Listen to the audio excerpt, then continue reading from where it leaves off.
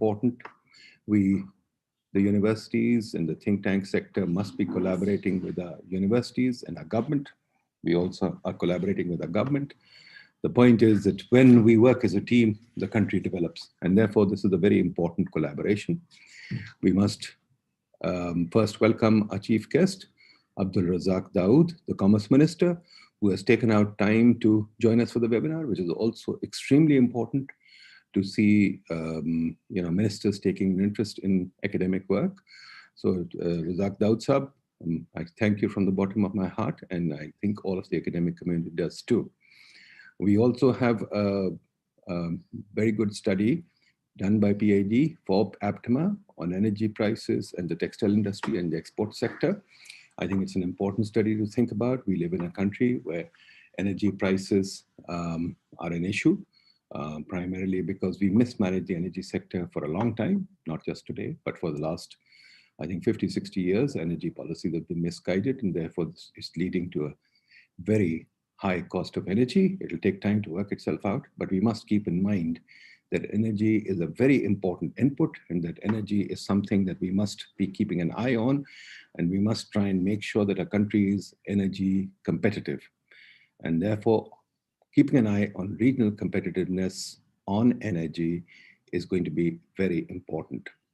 So with that, let me first ask Razak Sahab to give a few comments, and I'll introduce the panel. And then, of course, I will try and, Razak Sahab, if you will also at the end try and sum up, that'll be very good. But for the moment, Razak Sahab, can I ask you to begin with your comments? He doesn't seem to be online yet. He's not online. Okay, then we'll get him later. No problem. Okay, thank you. Well, then we've got a lovely panel. We've got the PIDE presentation, which we'll start with. Ahmad Waqar Qasim, who's the main lead author on the study, unfortunately will not be here because he's got COVID. We've got, instead, we've got Saddam Hussain, another economist from PIDE, who will present it, and Shaf, another economist from PIDE, who will present it. Then we've got three commentators actually from academia, because we thought it was important to get the rest of academia together. So we'll have Shahid Kardar, who, because of scheduling clashes, has got involved in another webinar, but he is going to take time off from there and come join us at 11:30 to give us his comments. And I will interrupt the session to include Shahid for about 5 minutes because he has to go back into a webinar in which he's speaking. Webinar is a great thing. I'm so glad we've discovered webinars. It is creating an academic thinking community in Pakistan, and PIDE has led the way, but now everybody is doing it, and this is very, very gratifying and very pleasing for us at PIDE. Then we've got Gohar Aziz, of course. Gohar Aziz is the patron-in-chief of APTMA. He's got many things to his credit, including real estate, including his philanthropic work in healthcare. Gohar is one of the leaders in industry, and I'm very pleased to welcome Gohar here.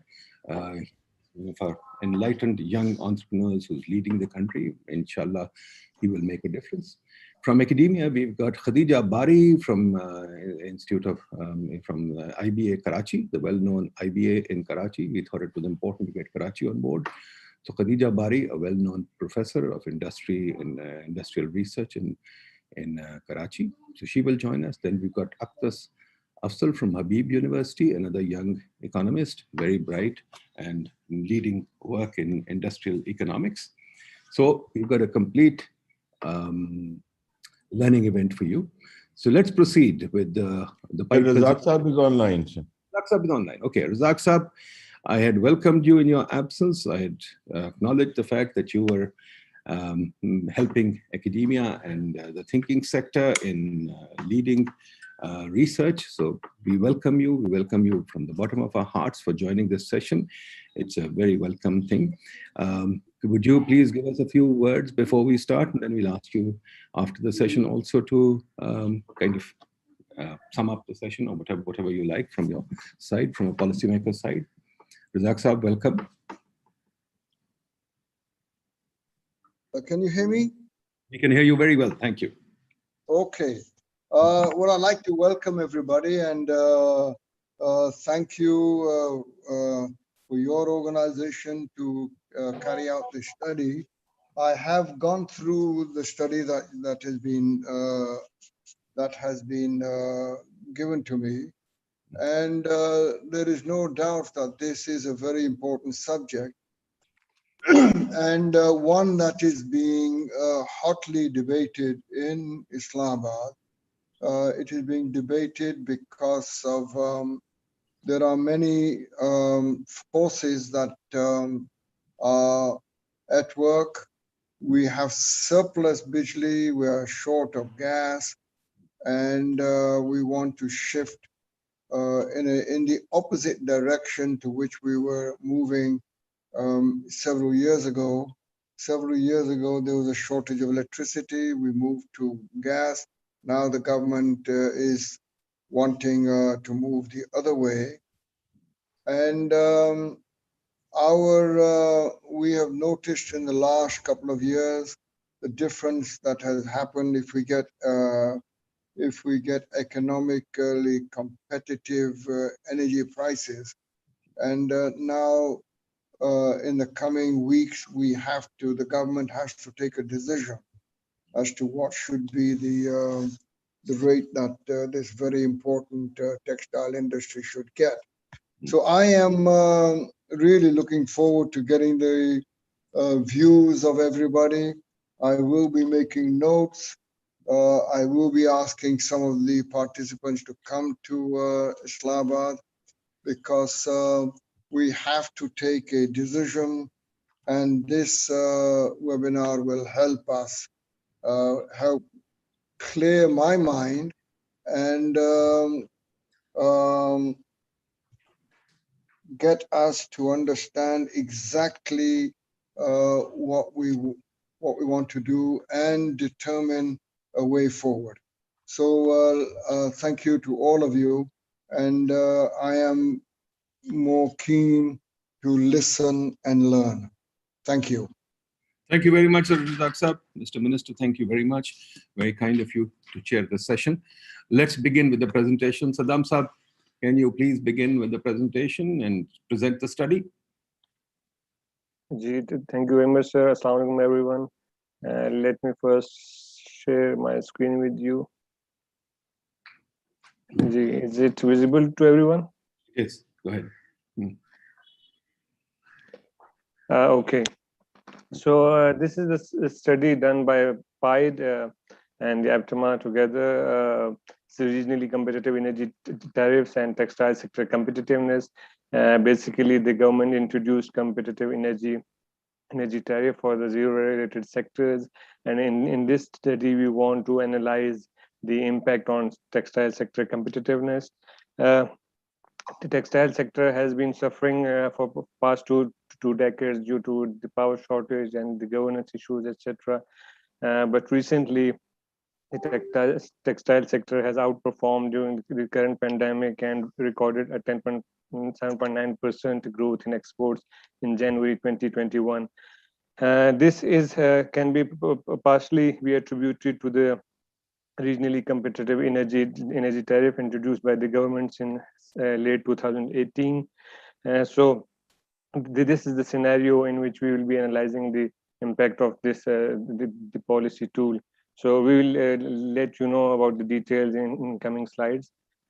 So to give you a brief overview of the sector, like how significant it is for the Pakistani economy, the textile sector contributes around 8.5% of the GDP, and it also contributes around 60% of exports earning. Out of the total labor force of the country, it currently contributes the 40% of labor force are employed in this sector, which is equivalent to the 19 million workers. And among the manufacturing sector, the pie, it takes around 46% of the pie from the manufacturing sector. And in the value addition chain, it makes up to the 29%. And directly and indirectly, 25 million individuals are linked to this sector. The livelihood of 25 million individuals is linked with this sector. So there's no doubt it is very significant for the Pakistani economy and for the people of the country. So to start with, those who don't know what is RCET, RCET is regionally competitive energy tariff. introduced by the government of Pakistan to the zero-rated sectors of the country to enhance its competitiveness regionally. RLNG is in this the policy. The government introduced the gas tariff RLNG at the rate of $6.5 per MMBTU since October 2018. A few months later, the government also introduced electricity tariffs at 7.5 cents per kilowatt hour since January 2019. However, recently, the government revised the rates from 7.5 cents to the 9 cents in September 2020. What was the objective? The objective was to offer energy tariffs as per with the regional players to make the industry regionally competitive so that it can compete regionally and grow our exports. So the focus of this study, we took the data, the secondary data from the online sources and the annual reports of the companies. In this 50 listed textile companies of Pakistan are there 10 listed companies of India and 10 similar in the case of the Bangladesh. But still, we thought that something is missing. For that, we organized field trips, and our team, PIDE, me and Wakasa, we went to the field and we visited a number of spinning units and weaving units and processing. The numbers are visible on the screen. And we also did structured interviews with the chief technical officers of the units and also some in-depth interviews with the senior management and experts. So this was the focus. And the data we got from the secondary sources and primary sources, we analyzed that through different economic modeling and statistical techniques. What were the results we will be sharing with you in a few. Shaf will be presenting the next slides. Shaf. Okay, so basically this over here, you can see the regional comparison of electricity tariffs as to how after the introduction of the regionally competitive energy tariff, Pakistan compares with other textile players in the region. If we can clearly see that Vietnam and India are at a much better level than us, where Vietnam is getting at 7.3 cents per kilowatt hour electricity tariff, while India, where states have their own right, where each state can set a certain electricity tariff, but we have example of two major states, Punjab and Maharashtra, where they have 7.1 and 7.8 cents per kilowatt hour respectively. So these two countries are clearly, even at this tariff, in a much better condition than Pakistan. The other two countries that we analyzed were Bangladesh and China. So we'll go one by one for them. For Bangladesh, we can see that even Bangladesh is getting 9 cents per kilowatt hour, which on paper seems that it is equal to what Pakistan is getting. However, there is one major difference, and that difference is that Bangladesh focuses and specializes only in the value added sector, or only in the, you could say, the downstream industry. And what does that do? That actually means that their energy component in energy share in the cost of conversion is much less, because the upstream industry uses a lot more energy share, whereas the downstream industry needs lesser energy share as compared to the upstream industry. So Bangladesh, despite a similar or an equal electricity tariff, is at an advantage as compared to Pakistan, because they focus only on the value-added sectors, whereas Pakistan's textile sector focuses not just on the downstream industry, but a lot of upstream industry is also located in Pakistan. So this 9 cents per kilowatt hour actually does not bring us at par with Bangladesh as much as it should. On the other hand, if we look at China, so we have one Xinjiang province, which is one of their major industrial hubs, where industries getting 6.1 cents per kilowatt hour. But even if we see the general rate, which happens to be 9.8 cents per kilowatt hour, and someone might claim that, okay, we are maybe getting better than China, and China has been producing so much and they're capturing the market all over the world. But China's, you could say, system is completely different.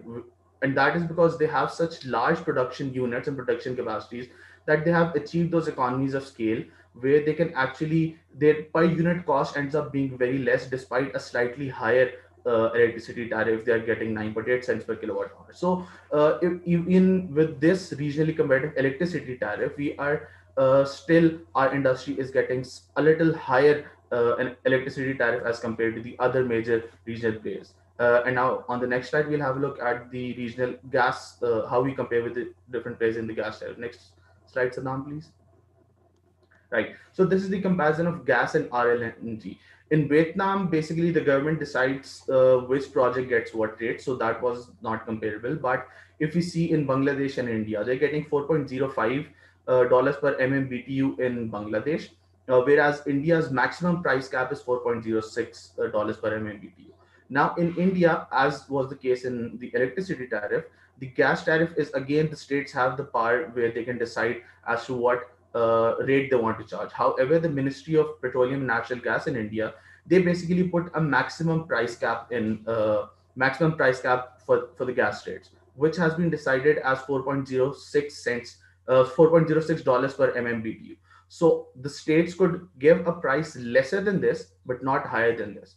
And even if we assume that okay, that all the states in India are actually giving a gas rate at the maximum price cap, even then in comparison with Pakistan's rate, if we see the rate that Punjab and KPK are getting, which is $6.5 per MMBTU, that happens to be a 2.5, almost $2.5 per MMBTU difference. Whereas even in Sindh, where the gas rate is lower at $5.9 per MMBTU, our industry is getting the gas at nearly $2 per MMBTU more than what industries in India and Bangladesh are getting.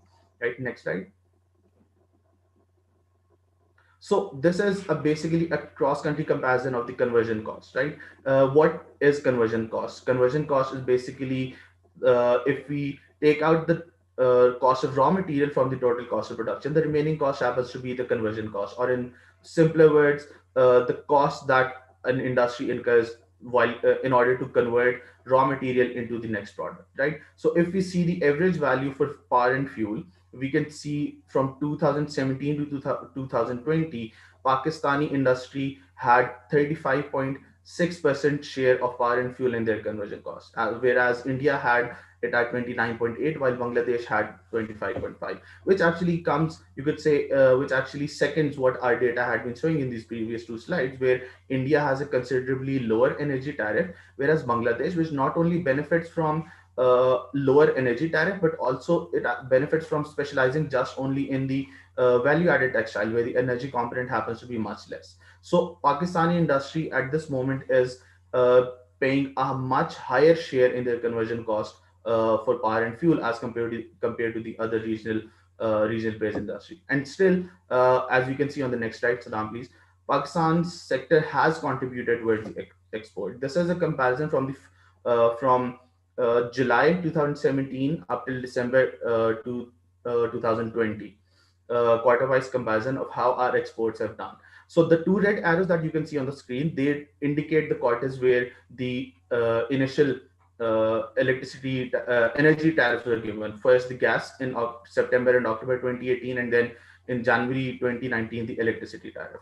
So basically we can see very evidently that after that there has been an upward trend in the exports of the value-added textiles. So that tariff has actually helped us push our exports of value-added textiles upwards, and the only you could see the downfall that we could see in those exports was during the fourth quarter of the financial year 2020, which was basically April, May, and June, which was basically the period of the COVID. But even after that, we can see a sharp upward incline in our exports, where we have benefited from the regionally competitive tariff, as well as from we have taken the early mover advantage for this industry as well. So you have managed to capture the market right now because of two major reasons. That is this competitive tariff that was given to the industry, and also the early mover advantage. But we have to make sure that we sustain this advantage that we have right now. We do not want to lose this market once the rest of the world opens up. And for that, we have we have actually analyzed few portions that as to how changes in energy tariffs will actually impact the working of this industry. And Saddam will now show those few key findings of those analysis to you. G-Sharp, thank you. So the key findings of this study show that the average share of power and energy cost observe a 4 percentage point drop after the implementation of RCET, and stand at 32% of the conversion cost. At the aggregate level, the total sales revenue and export sales revenue increased by 14%, while local sale revenues increased by 19%. And there are other findings as well. But let me share with you the three key findings here. And the three key findings here, the first one is a 10% increase in the energy tariff causes a 1.1% decrease in investment. So there's elasticity of minus 0.11, which means that the average capital employed is around 2.8 billion in the listed textile unit. Moreover, the analysis also indicates that around 75% of textile units take new investment initiatives when energy tariff decreases. Therefore, out of 571 textile units in Pakistan, it is expected that 387 will venture on some sort of new investment initiatives.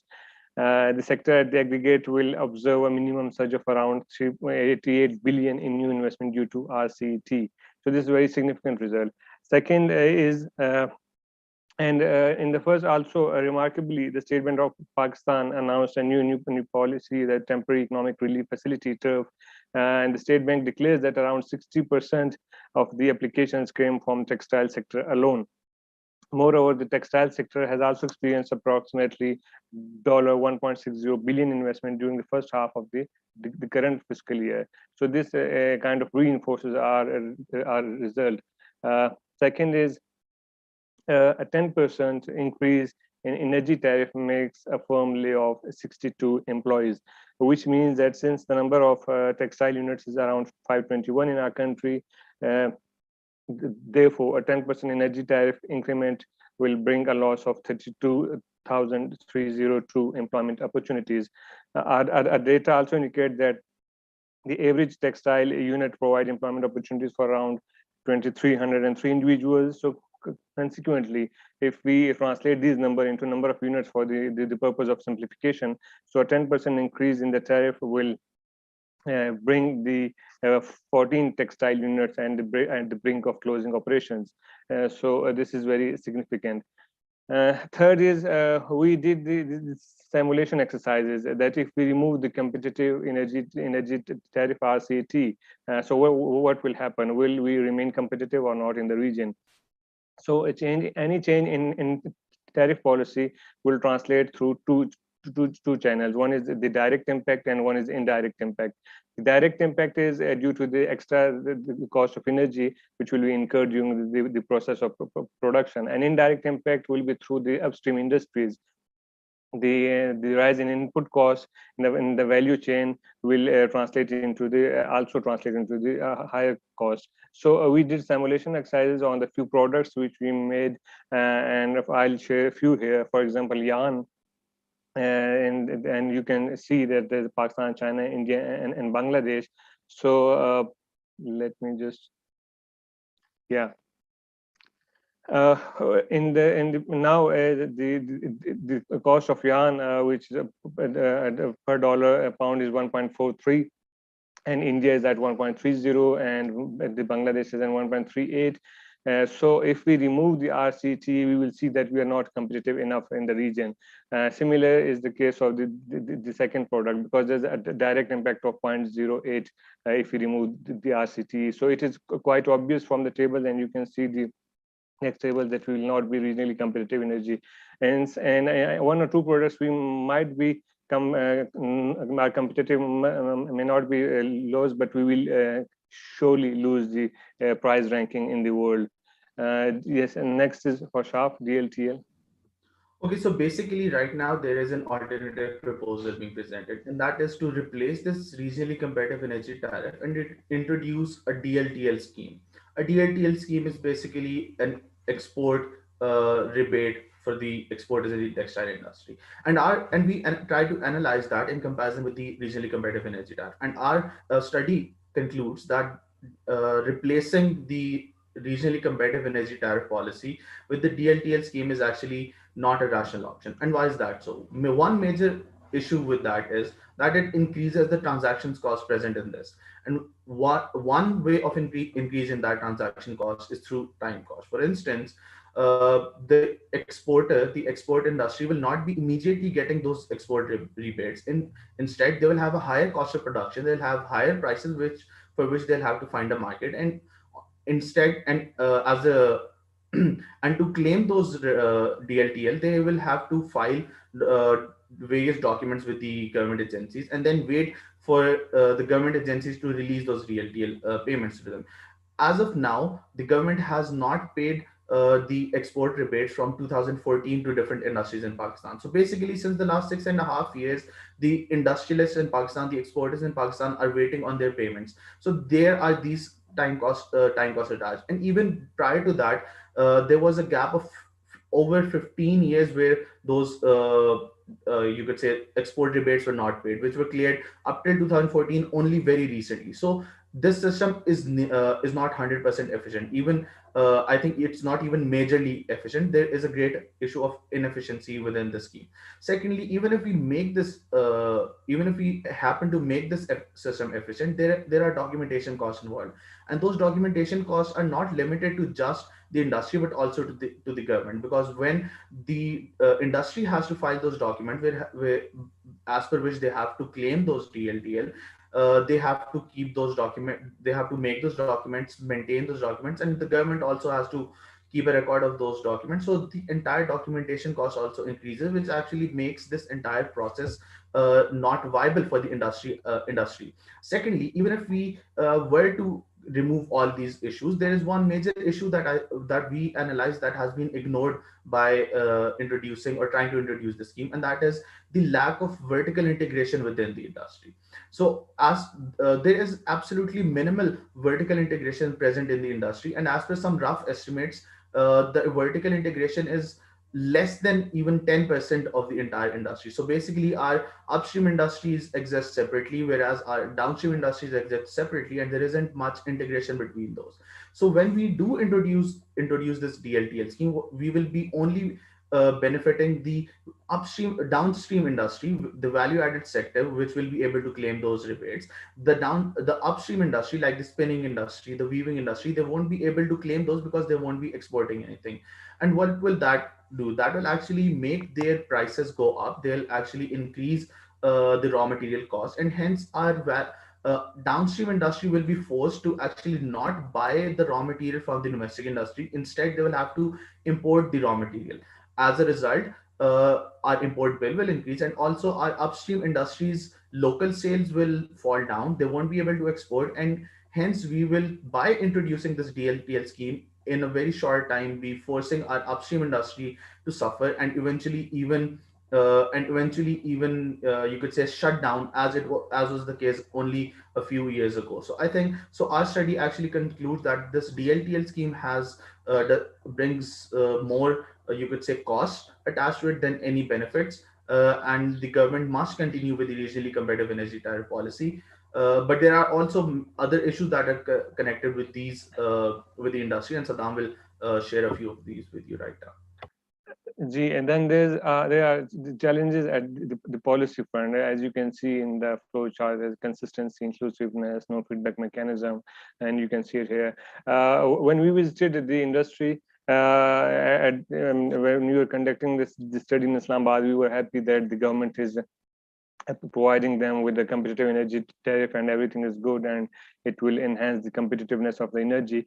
But when we visited the field, we came to know that even the energy supply and there are energy supply and transmission issues. For example, there's the energy is not getting, there are interruptions in energy and fluctuations. Even 1 minute of energy fluctuation, which the government calls for, like in the maintenance, in the backdrop of maintenance, 1 minute energy shutdown causes the production loss of 15 to 20%. And this is a big production loss, and that there are sophisticated machines these days in the industry. For example, the machines, the fluctuations, they sometimes fuse the gadgets of the machinery, and those gadgets are not locally made, and they have to be imported. So the time spent in importing, and at that still the gadget is imported and fixed in the machinery. Saddam sir, एक minute. Let me get in Shahid Kardar since he has to go away. Shahid Kardar, quickly over to you. I know. Very kind. My sincerest apologies to everyone. Unfortunately, I'm already on a webinar and there's a prior commitment. But I'd like to quickly. Shahid, thank you for taking time. Okay. Very quickly, let me first compliment the young team. I and Dr. Pasha had originally seen the first draft. and we had commented on it. We found the work which had been done, original in many ways in terms of the quality of data that had been collected, which we hadn't seen recently. We also commented, and I'm sure Bakar and his team have actually incorporated it. This shows this suggestion in terms of substitution of potential substitution of inputs and factors of production. And I know they must have been weaved into this. And we talked about the production function as well as the profit function. Now, other than that, I mean, in support of what these young friends of ours have done, I and Dr. Pasha did a quick and dirty exercise looking at the impact of rise in energy tariffs on exports, on the textiles and wearing apparel sector, looking at the CMI. I know the CMI is dated 2005-6, but we very quickly developed the index. And it's very interesting to share the results of what we did, because they reinforce some of the the conclusions and the recommendations and the estimates made by Vakar and Co, because I'm sure those are much more current than ours. Now, when we looked at the CMI of 2005-6, and given the value of production, let's assume was 100, because you can't really change prices globally of your own product, the gross profit percentage was about 30%. Looking at the CMI at that time, the input cost of electricity and fuel was 7.5% of this value. So when we built the index, taking 2005-6 as the base, the electricity tariff using a base of 100 by 2019-20 had risen to 360, and unit value, index value of exports had actually risen from say, the 100, which was the base, to 224.4. Now, when we look at these trends, this is well before what is being discussed right now as to what the impact would be of energy prices. So the share of electricity and fuel costs actually increased to 12%. That meant the gross profit margin actually declined from 30 to 25.5, a decline of 4.5 percentage points. So it is interesting, which is really in support of what Bakar and team have done. And then what we did was that, okay, now this was the position in 2019-20. If we were to increase prices by, say, 25%, we don't know what it is likely to be for the industrial sector. But from what we can see, it is going to be substantial, just reading things in newspapers. If we make a 25% increase in fuel prices, input cost of share of electricity and fuel actually goes up to 15 percentage points from 12. So the gross profit margin comes down by 3 percentage points, which is really from 25.5 to 22.5. And so there is, because of tariffs, the gross profit margin actually reduces by 12%. So this, just to ignore what electricity will do to profit margins, because frankly, what you can't change is the global value of the product that you're selling. So I'll just stop any questions very quick, because I have to move on. Quickly, anything for Shahid Kardar before we let him go? If there is, please speak up now. Otherwise, I think I'll have to let Shahid Kardar go. He's already in another webinar. Thank you. And well done, Bakar and Co. We will, inshallah, take it up with you again. Okay, thanks, Shahid. Thanks for coming. All the best. And thanks for Hafiz Pasha too. Hafiz Pasha and Shahid are always good collaborators with PIDE. Go ahead, Ji Shaf Sab, finish up. Thank you, sir. Okay, so I was talking about the challenges that the policy. Sure. So I was talking about the challenges at the policy front. They are on the screen. But one thing that the industry keep hammering is that they need consistency and consistency. So because this also translates into the investment pattern hota unka.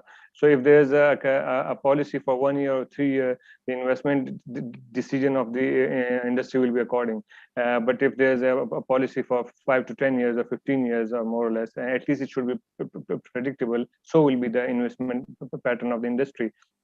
which will have the more bigger the time frame, the more the good will be the investment decision by the industry, and more the positive spill over effects of those investments. Secondly, there is no feedback mechanism as such in the policy making for the industry. For example, when we visited the industry, there were within the textile industry, there were different needs and requirements of, for example, spinning units and weaving units were different. The factors, the dynamic of the finished products were different. So the energy mix were different. So all have different requirements. So when you sit together with them, they will tell you what they need. So each sector within the textile industry have different requirements, and there's a high compliance cost and implementation issues. So policy is a tool to reduce uncertainty so that there's a level playing field. But unfortunately, in Pakistan, the uncertainty looms over again and again. Next is the challenges at the energy front. The swindling energy tariffs and transmission and supply issues. As I already told you that, okay, there's a competitive energy tariff which might enhance the competitiveness of the industry, but there are transmission and supply issues. For example, there fluctuations in energy, and 1 minute fluctuation in industry and the energy shut down the machinery for 20-25 minutes. It takes 20-25 minutes to restart the machinery. In some sophisticated machinery, it takes up to at least 1 hour, which causes the loss of 15 to 20% of the production. And second is gas RNG shortage, as it is bought by the government, and there's uncertainty like how much gas and RNG industry will be at the receiving end. So there's a extra maintenance cost due to transmission and supply energy. Because of this, most of the units are compelled to have their own captive generation units of power, which runs on the coal, etc. And then coal again, there's the low quality coal we have to import, and the industry also said that we should incentivize our the indigenous coal and to refine it so that we can use that as a cheap raw material. And then the last one is raw material challenges. There's a drop in the production of the cotton, drop in the quality. We see that the cotton is a kharif crop, and we have 3 other major kharif crops: rice, maize, and sugarcane. So we see that over the past few years, the cultivation area and the yield of rice, maize, and sugarcane has increased, and that of the cotton has decreased by 18 percentage points. This is because of the absence of R&D, because the cotton is a sophisticated crop and it is also prone to insecticide and pesticides, insects and pests. And insecticide and pesticide management is a bit expensive for a small farmer. So the government should really incentivize and invest into R&D, so to provide the farmers with the better seed quality, which is also a resistance to the pests and insects. And there are malpractice issues. For example, the contamination of the cotton internationally is 2 to 3%, and in Pakistan is 8 to 10%. And there are some other issues like, they put the moisture and the plastic, etc., to increase the weight of the cotton and increase their profits. So all these issues need the government support so that they can have a cheap raw material at hand, and hence increase further the competitiveness of the industry.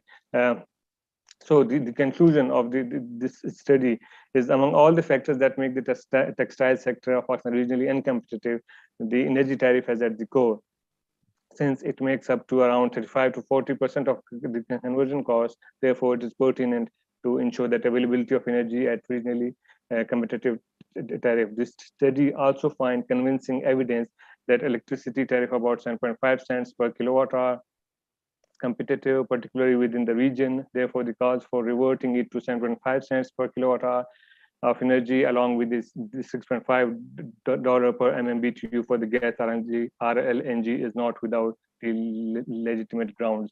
So this is the conclusion. This was all from our side. And now we will listen to the expert opinion and the comments from the panel. Ji, sir, thank you. Thank you very much, Aziz. Thank you, sir. So before I go to discussants, I would also like to recognize that Mr. Sartaj Aziz, former Federal Finance Minister, Chairman Planning, and many other credits to his career. Sartaj sir, would you like to say a few words before we go to the discussants, or would you like to wait till after the discussants? Sartaj, are you there? Sartaj, kindly sir, अपने आप को unmute करें. Yeah. Can you hear me now? We can hear. I'd like to hear some more. It's an interesting presentation. So let's have some comments and I'll speak at the end. ठीक है जी. अच्छा जी. So let me go first to Akhtar Safzal from Habib University. Akhtar Sahab, go ahead. Okay, thank you, sir, for the chance to give a few comments. First of all, I'd like to say it's a very nicely done study. I'm especially pleased to see one of my students, Shaf. He was my student at NUST, finishing this study. So I'm very proud of this work. I'm not entirely sure about the conclusions put forth by this study. I find them somewhat tenuous, but I will get to that in just a few moments.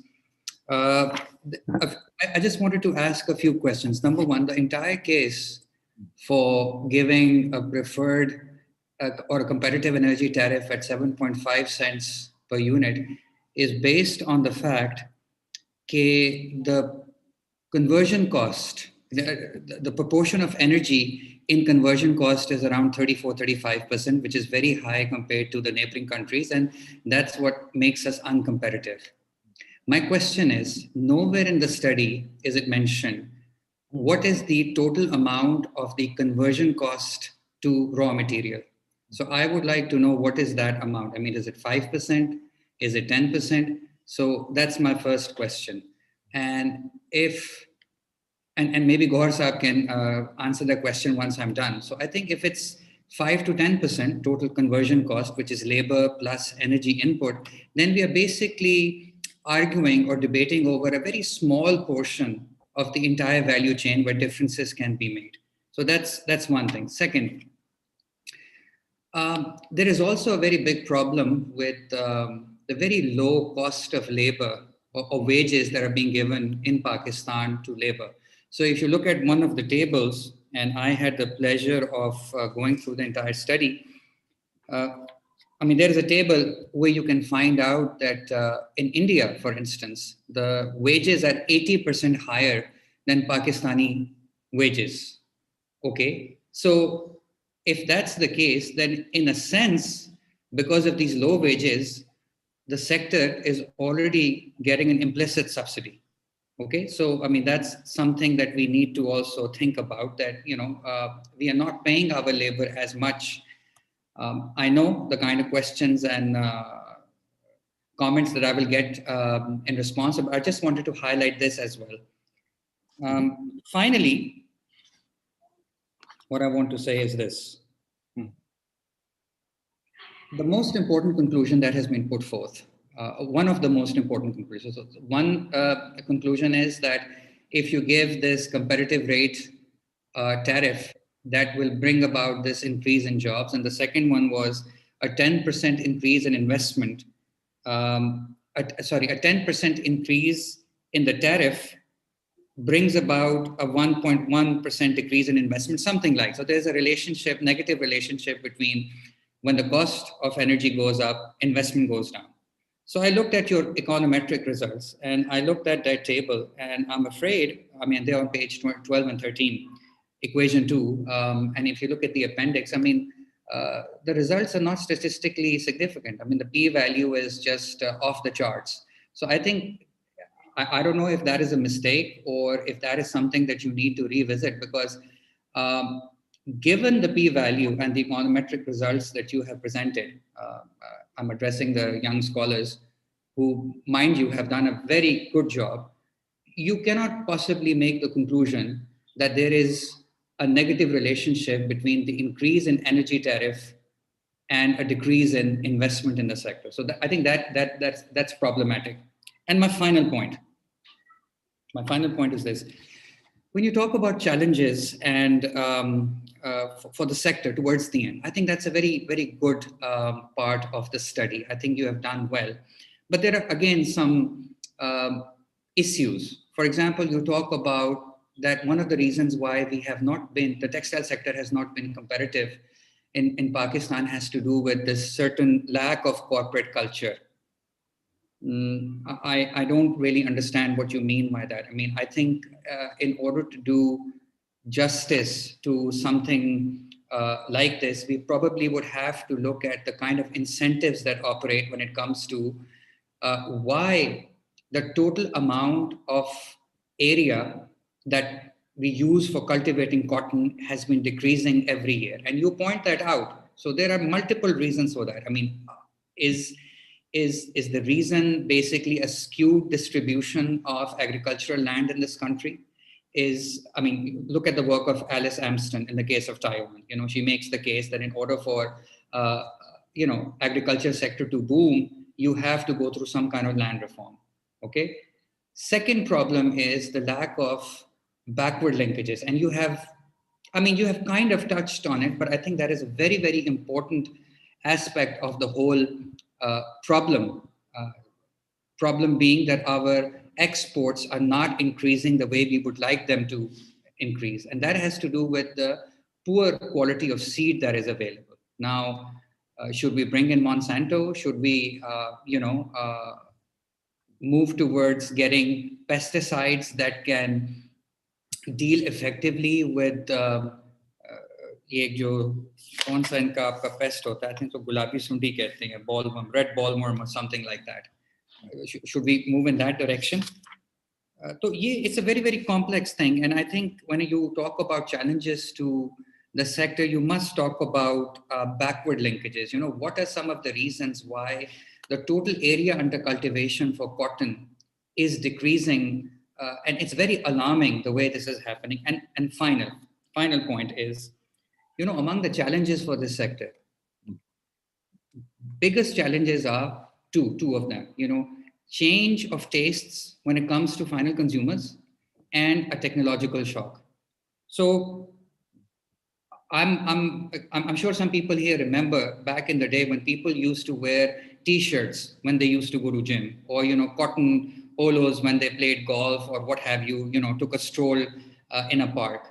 All of that is gone, you know, because of technological shift, because of changing customer preferences. People have moved towards synthetic fabrics and materials.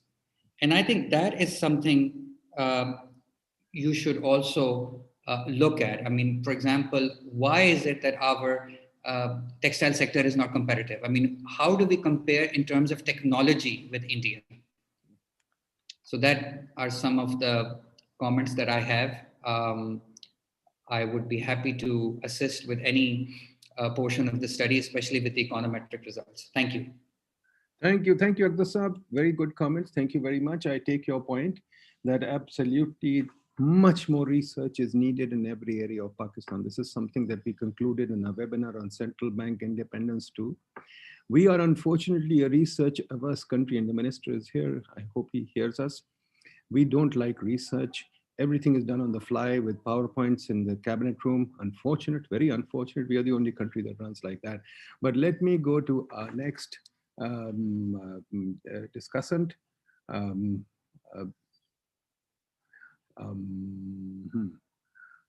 Rabia Bibi, sorry.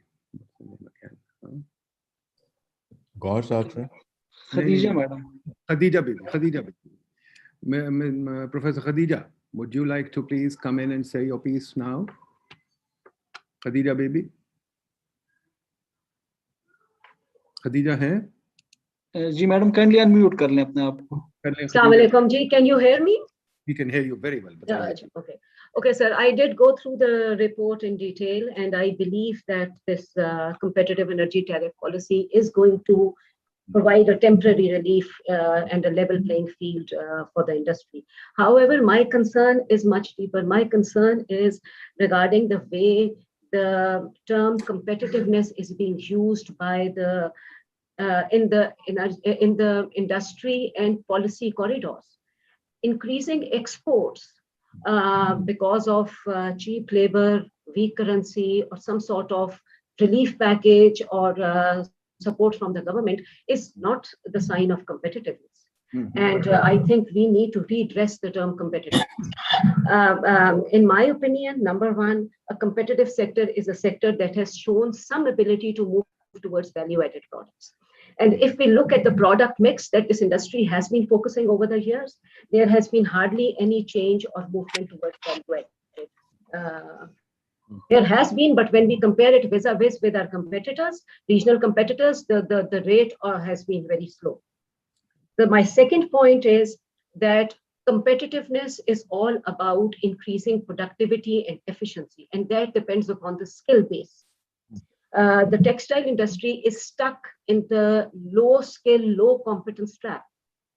How many times has the industry contacted leading business schools to develop relevant marketing textile programs? Is it not worrisome that we do not have a single institute of national repute, let alone international repute, when it comes to a sector that has been providing 60% of our foreign exchange earnings to the economy for such a long time? My third point, sir, is that competitiveness of a sector depends upon its ability to develop mechanisms along the entire supply chain. Your report mentions very specifically that the contamination rate in the cotton is one of the highest in Pakistani cotton, around, I think, 6 to 8%. And it is much easier for the government to provide some sort of relief from the taxpayers' money, or for the industry to demand for relief, than to actually work on the mechanisms to bring an improvement in along the entire supply chain. So no effort, the entire focus is on relief package or some sort of a support, and the industry demanding it and the government providing it for short-term purposes. But to bring in the actual improvement in the supply chain is not the case. My fourth point, sir, is that competitiveness, whatever literature you pick up, competitiveness is all about innovation. Innovation in production processes, innovation in products. Yes, there are research institutions under the Ministry of Textiles and Agriculture working for R&D. But obviously the output that they have shown is much slow when we compare ourselves with regional competitors like India and China. And this is not something unique. If the research institutions are to work in isolation under the government umbrella, they will always be slow in terms of their output and their focus. It is the involvement of the stakeholders, the push that you get from the stakeholders, that gives right direction to R&D and the speed to R&D. So there has to be an involvement and desire on part of the stakeholders to push the industry, particularly the private sector, to push the industry, and the research institutions to bring out output that is at par with other regional competitors. Mm-hmm. In the end, I just want to point out that yes, this will provide some sort of a temporary relief, but if we are to judge the performance, there is urgent need to develop mechanisms to judge the performance of the textile sector whenever the more holistic policy that would actually judge the performance of the textile sector whenever these relief or packages or such policies are made for them.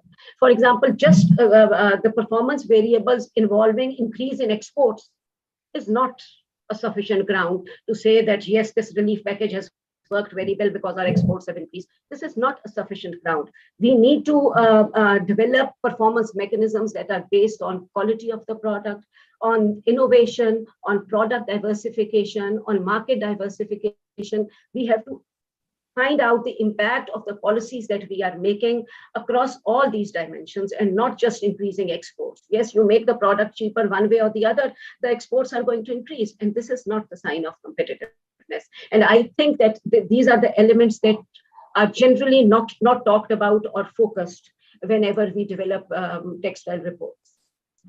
Thank you very good comments on competitiveness. I think we really need to think of competitiveness very carefully. Once again, a lot of conceptualization research is necessary. So I take your points very well. Good points. Can I bring in Mr. Gas Aziz now to talk about some of the issues? Gas Aziz is introduced, is one of our leading businessmen, also a philanthropist, has done a lot of good work in many areas, and Gahar is also very articulate and has been advising many governments. So Gahar Saab, over to you. Assalamu alaikum, Dr. Saab. Thank you very much. I think it was a pleasure listening to the whole presentation being made by the scholars who are being termed as young scholars by Dr. Aziz, and I had opportunity to meet them and interact with them, and we have very good, mashallah, intellect developing. I also heard his comments and Khatija's comments.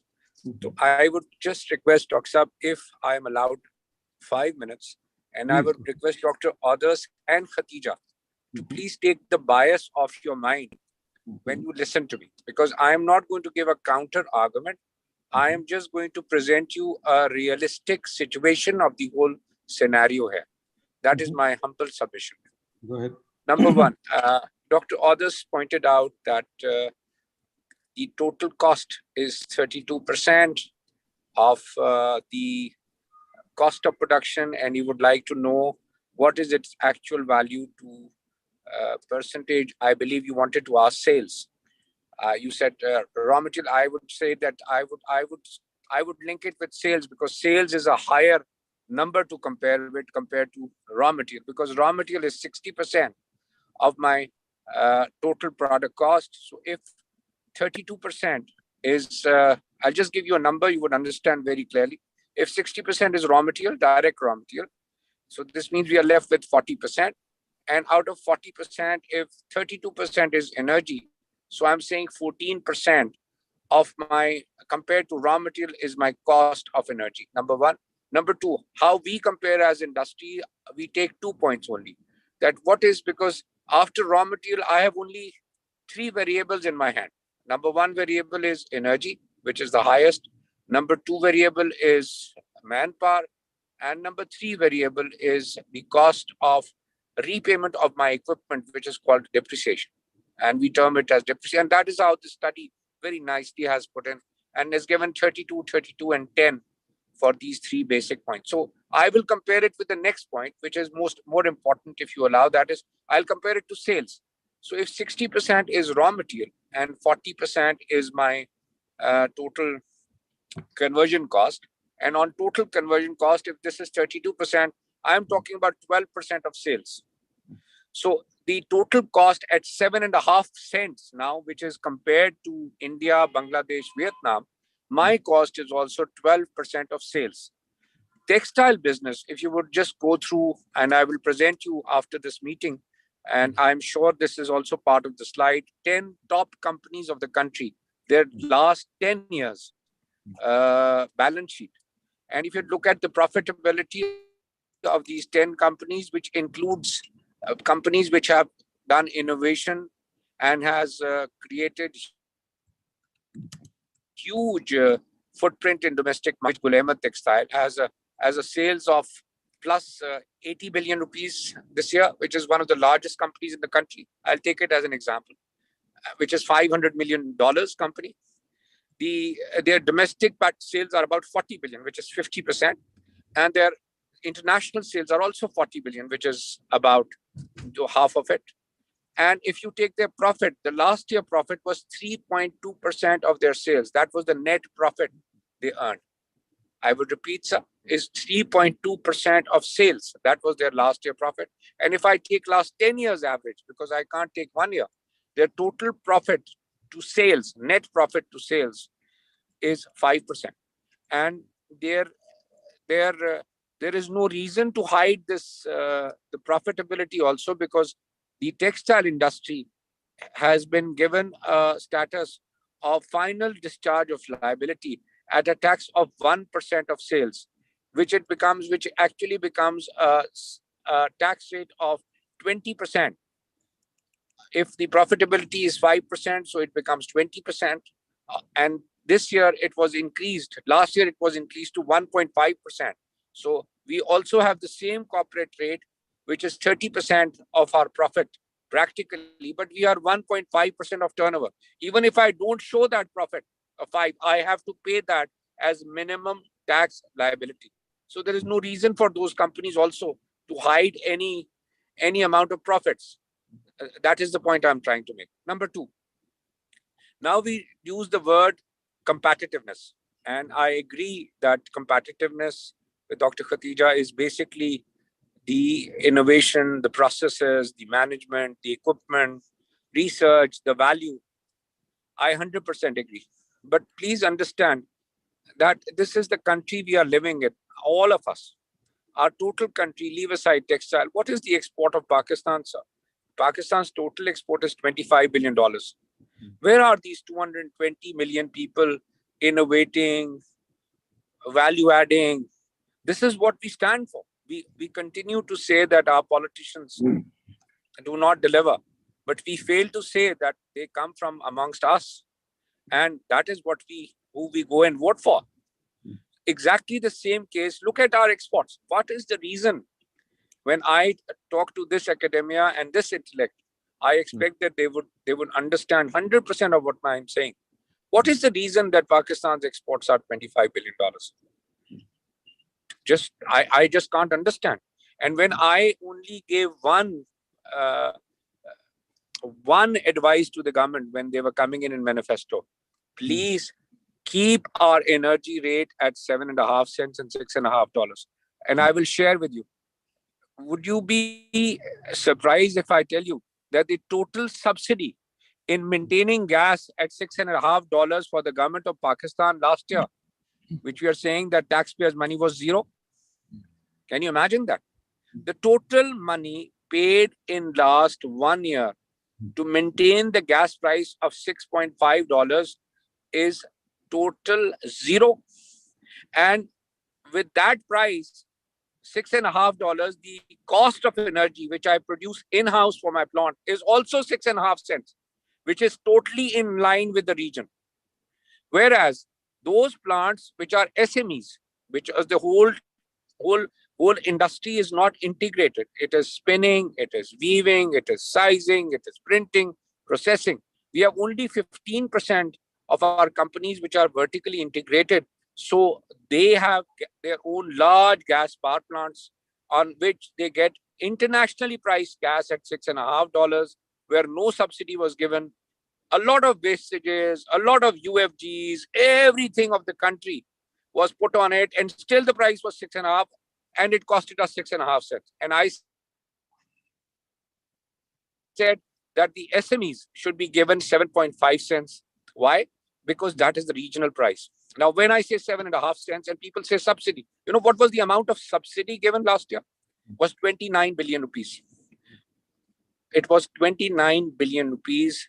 This is the total amount it was capped at, which means if the total value of our exports last year was exactly $13.5 billion, it is 2 trillion rupees. On 2 trillion rupees, it is 1.4% of sales. That is what they gave us. The rest of the industry produced their own energy from their own captive. And this was the energy used by the SMEs, who, if we do not provide them energy at the regional price, the whole chain get disconnected. Because there are 300,000 looms in Gujranwala and Faisalabad. There are 200,000 small towel factories which are in small cities which use electricity as the base power station. If I disconnect them, the chain gets disconnected. It's going to corporatize, it's going to shift to the industry which can produce their own captive power. Now, what is power and what is subsidy? I would also like the academia to look at it. Sir, last month, the NEPRA report, NEPRA gives an advertisement every month in the papers. What is their raw material cost? Like Dr. Saab said, I'm interested to know raw material cost. The raw material cost for electricity production by NEPRA last month, sir, in the month of February, which was printed only 2 weeks ago, was 4 rupee and 90 paisa. Sir, it works out to 3 cents. Now, on a 3 cents raw material base, what I'm saying is provide your industry 7.5 cents. Now, internationally, sir, I'm not talking about what the government has done in IPPs, what the government has done in their distributions. I'm not concerned about it. I'm saying if you want to export, please, you need to look at numbers, how it is calculated internationally, because I'm not ready to point out fingers on anyone. But if I do that, the total cost is 4 rupees 90 paise for the fuel cost, which includes hydro, which includes nuclear, which includes coal, which includes gas, which includes RLNG, which includes diesel also. And the total cost after that, internationally, if I have to have any power plant anywhere in the world, the total cost, including return on profit, is 2 cents. Just type the computer and you will find out you can get thousands of megawatt energy in your country with 2 cents conversion cost, which will include his profit, which will include his cost of maintenance, which will include his cost of repayment, everything in 2 cents. Probably Razak Saab is charging 1.2 cents from his power plant to the government right now. Sapphire is charging probably 1.3 cents. Shahid Abdullah is online. I believe he can answer that. Sapphire is charging 1.3 cents. So 2 cents I'm taking for a new plant today. What does it mean, sir? 5 rupees plus 2 cents is 3 rupees, which means 8 rupees. Now, 8 rupees is the cost of power which is produced from a power plant.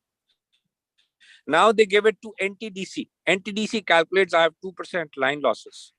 And I want to charge another 2% of profit. Okay, charge it 4%. Now 4% on 8 rupees is only 32 paisa. Give them 50 paisa. Give them 1 rupee to the NTD system. So they even upgrade their lines. These are NTDCs are 132 kV lines, which take the electricity from the power plants to the grid station. So it's 9 rupees. Now, what is the next cost? From NTDC to DISCOs. Now, DISCO says I have 10% line losses. In industry on 132 kV, they themselves claim that we have 98% recovery and 100% of energy is given to these stations at B3, B4 tariffs, which means they have only 2% losses on me. I am ready to take 10% of their system loss. So I'm cross-subsidizing the domestic consumer, doesn't matter. Even if I take 10%, it becomes 10 rupees. Now they say, I want to make money also. Okay, you make money also. How much money the DISCO wants to make? 10%. Okay, make it. It all comes up to 11 units. Now, if I say 7.5 cents, it is 12 rupees and 40 paisa, which means another 10% to the federal government for any of another subsidy. So I'm not asking for subsidies. What I'm saying is don't pass others and losses on me. This is all I'm saying. I continue to say that. I'm not asking for subsidy. I'm saying, please price me right in line with international market. Whatever you have messed up in 15 years in the DISCO systems, in the IPP structures, all over invoice projects, please, you can't load exports. That's all I say. I don't ask for subsidy. So when I say that they say that the industry is asking for subsidy, I'm not. Second point, the industry today, even at 20 rupees, the government is saying, when I'm saying the total cost is 10 rupees, even at 20 rupees, they sell to domestic consumer, they are saying we're making a loss of 400 billion rupee annually. What does this mean? That they are out by another 6 rupees, which is what they want to increase the price to every consumer. They want to take it to 26 rupees. Now with costing 11 rupees, they want to sell it at 26 rupees and they are going to call it subsidy to an export-based industry. My only point is, we all need to see an international interest. Do we want to compete in the world? Or do we want to load this money which have been taken away, fleeced by people, and PTI came on the agenda that they would take this money out of their pockets and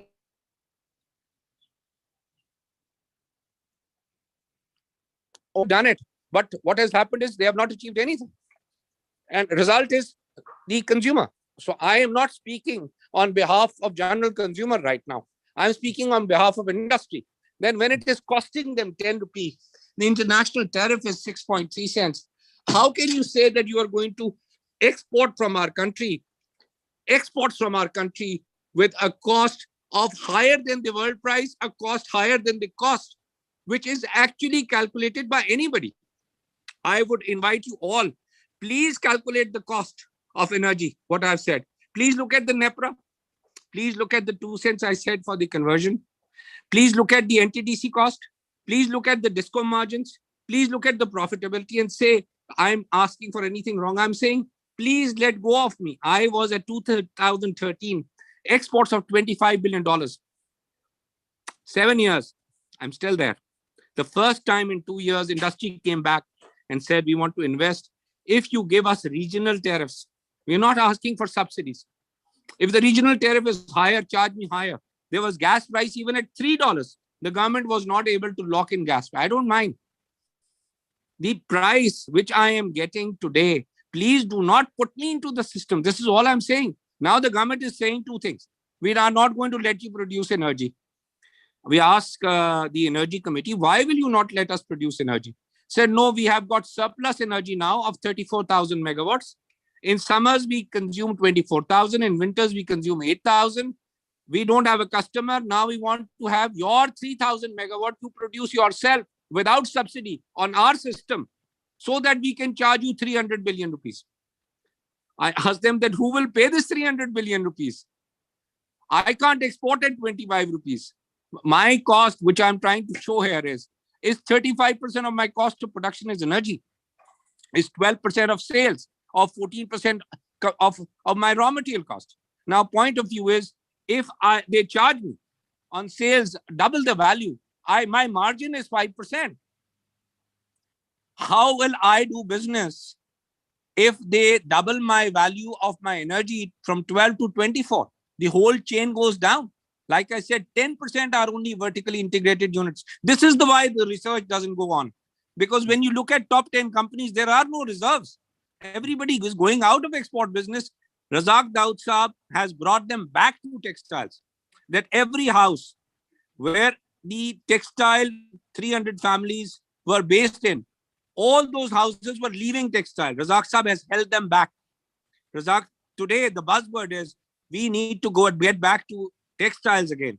We need to set up industry again. This buzzword has not been there for the last 15 years. We were talking about just surviving another day. Look at the balance sheets from 2005 to 13. Everybody was bleeding. And what we are now doing is, in last 2 years, you know how much money we made?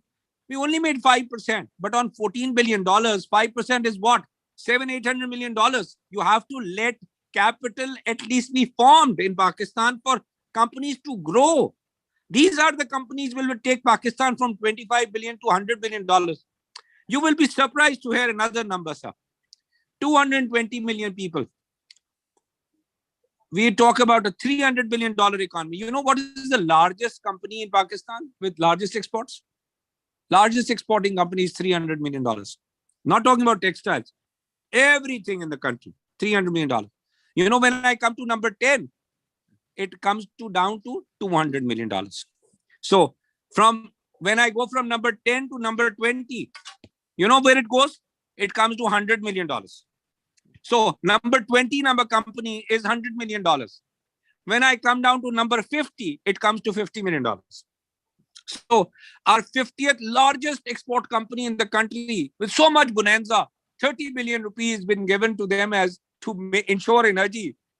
The largest bonanza of 60% people of this country export and other exports put together. Top 50 companies, when we come to 50, is $50 million. And when I come to number 100, you know what it is? Is $25 million. So number 100 company is $25 million. I say we need to add a zero with each company. The number 100 company should not be 25, should be 250. And what I'm asking is only regional tariffs. I'm not asking for any subsidies. I am not asking for anything from the government. If they can't allow me to produce my own energy, I'll produce my own energy. I'll buy my own gas. I'll pay their systems. Get me out of this.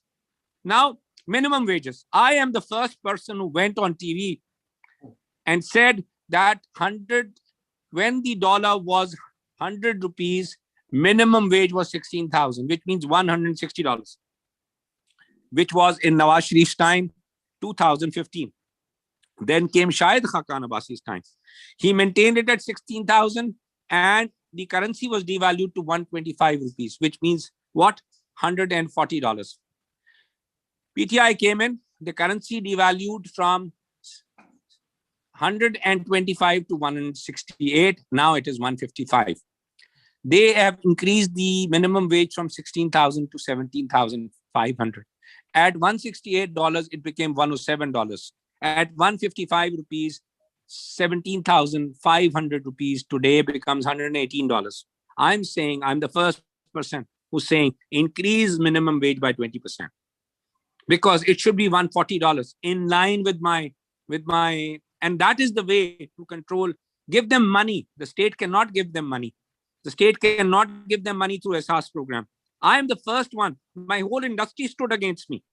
Then why are you saying? I said, no, I have to. Maine apni jaan Allah ko deni hai. If I'm going to represent, I'm going to present the industry right. When I'm saying energy at regional price, then I'm going to say even labor at regional price. Regional price is today 140. We are $20. Because of this devaluation in last 2 years, it has become difficult for a common man. It has become difficult for labor to meet their ends.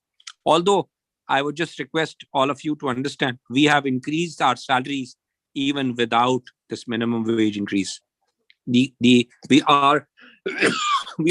are companies 30% who increased their salaries by 20% without the government notice of minimum wages. But I want 100%. Only it will happen when the government does it. My humble submission, sir, is today we are at a crossroad. Do we want to stay at $25 billion and our next generation would sit with you and still discuss that we are at $25 billion? Because Dr. Nadeem, I knew him when he was chairman planning. When he left, the exports were $25 billion. Razak Daud Saab, I have known when he was the commerce minister. He left at $10 billion in 2005. Please do not leave this country to irrational policies. Where I know, Razak Saab, that industry cannot be subsidized. There will be so many people. Let them produce their own energy. Please don't take them into the system because you can never be able to get 300 billion rupees for them. And we will not be able to compete. Please allow us not to come into the system. Please keep us out of the system. Even if you want us to come into the system, I would request give you another innovative solution. Give us a power plant which is costing you, 2 power plants, 3,000 megawatt is costing you a capacity payment. We are ready to take those plants and produce energy from them and distribute to ourselves and buy our own. Don't put us into the system. We are ready to help you. But please don't make Pakistan, when we use the word incompetitive, please, I would change my word. Please don't load us with the corruption of previous years because we cannot export the corruption of the previous rulers of Pakistan. If you want to be so candid, I will be candid. Thank you very much. Very well put, Gohar Saab. I think you're absolutely right. We have to have an export sector. We have to increase our exports. Our exports are roughly about less than 10% of our GDP, which is very Malaysia, etc., are up to about 100%. All developing countries that grow are at huge multiples of GDP in terms of exports. So you're absolutely right. And yes, the problem is the policy table. Everything is so confused at the policy table that it loads a huge amount of uncertainty on everybody. So absolutely correct. I take your points very well. I take the whole discussion very well. But before I go on, let me quickly ask Razak Saab, if Razak Saab wants to say anything now, before I take comments from the floor. Razak Saab?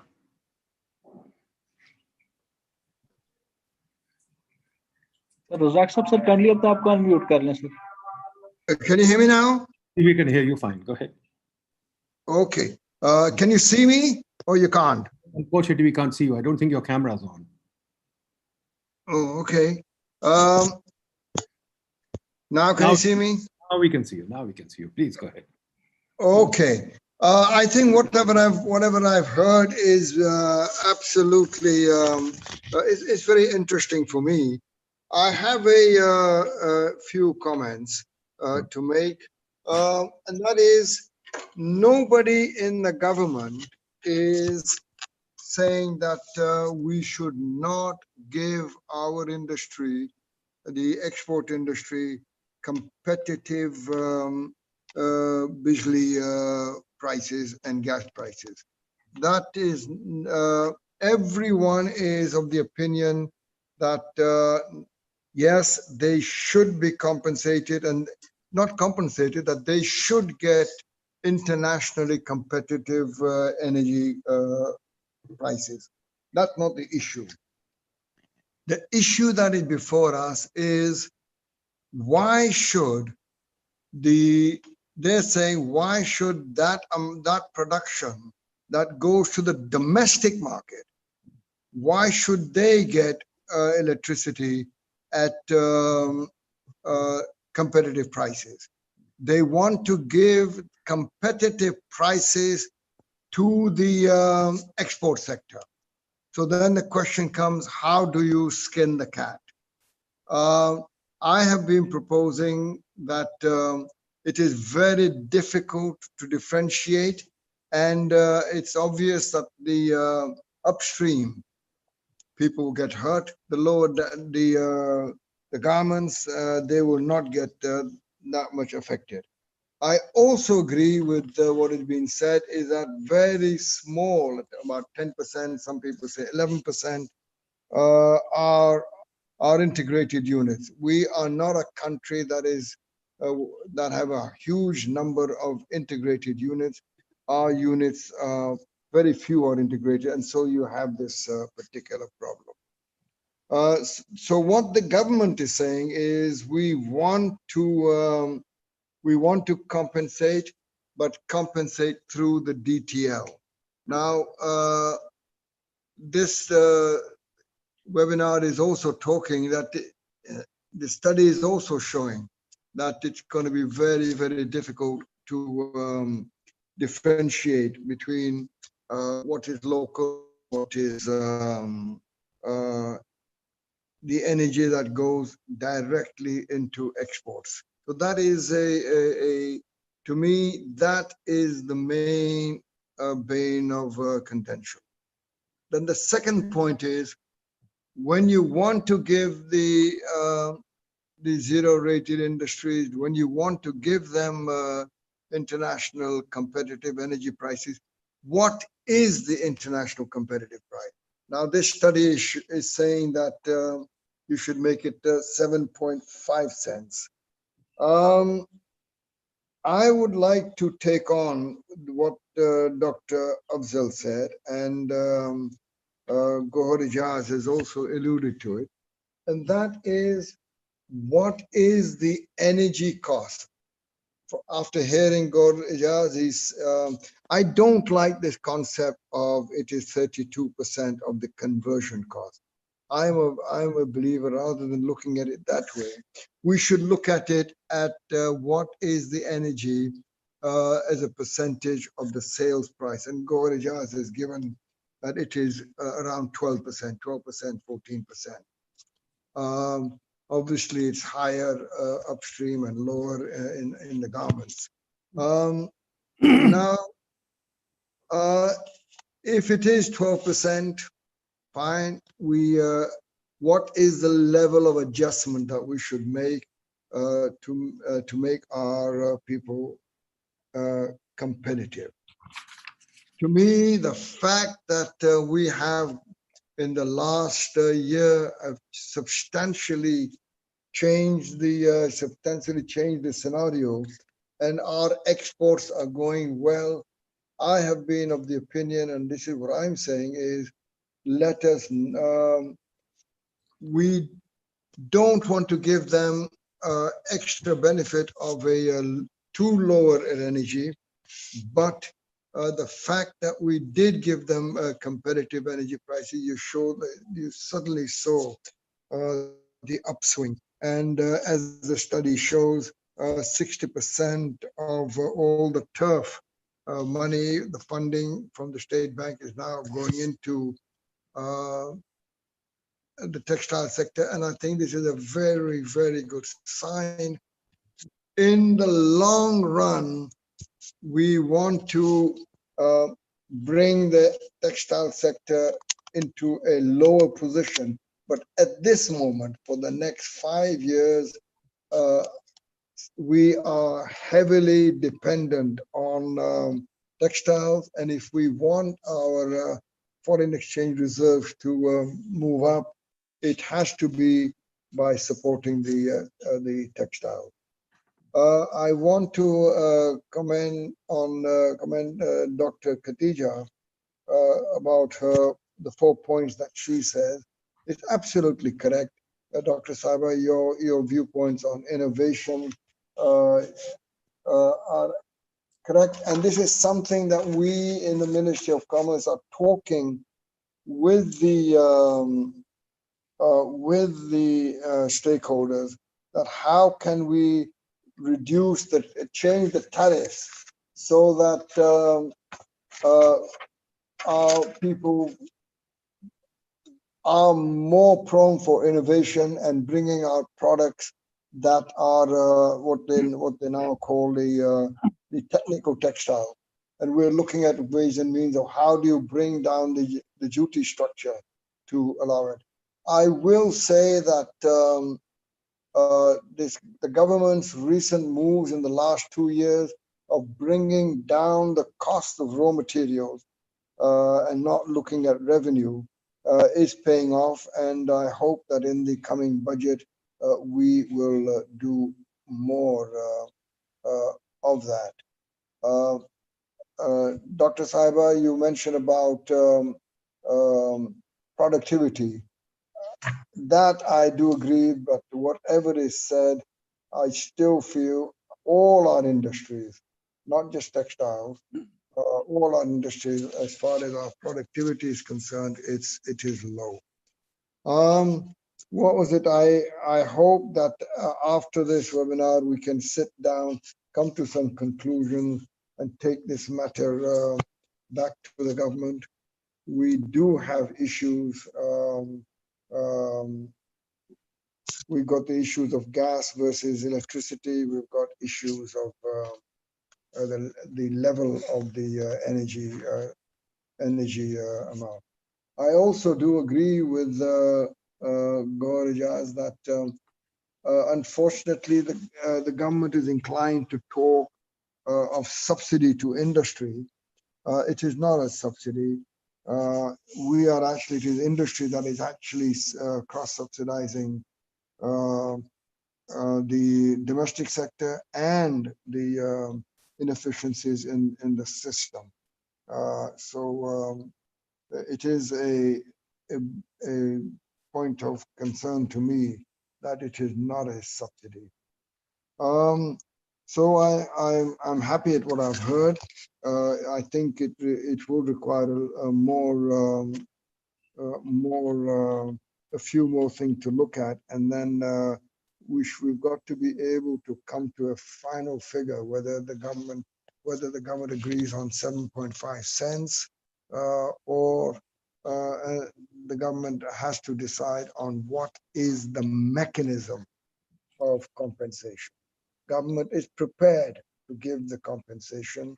We're all on the same page. It's a question of how and at what level. Thank you. Thank you very much, Razak Saab. I think you made very good comments. Thank you. I think it's important to understand that. Can I speak now? Ji, Sartaj Saab, go ahead. Sartaj Saab, please go ahead. I think a very useful seminar, and I compliment PIDE for doing such a useful study. And in the sense that it has highlighted many issues. I agree with the basic thrust of the webinar that in the short run, we have to depend on textile for our exports, and therefore whatever incentives can be provided, whatever limitations can be removed, it is important to do so. And obviously, energy is an important factor in the cost of production. So I hope that this discussion will enable the government to take a policy posture which will help the textile industry to continue to expand its export. Secondly, I think this is the short run. In the medium run, we have, as already emphasized by everybody, we have to go to value added and better efficiency in the sector, because unless we do that, our total productivity and from the textile sector will remain low. So, and as already pointed out, even the energy, when you go up higher, proportion gets even lower. The third point I'd like to emphasize is that without increasing cotton production, the problem of textile industry cannot be really resolved.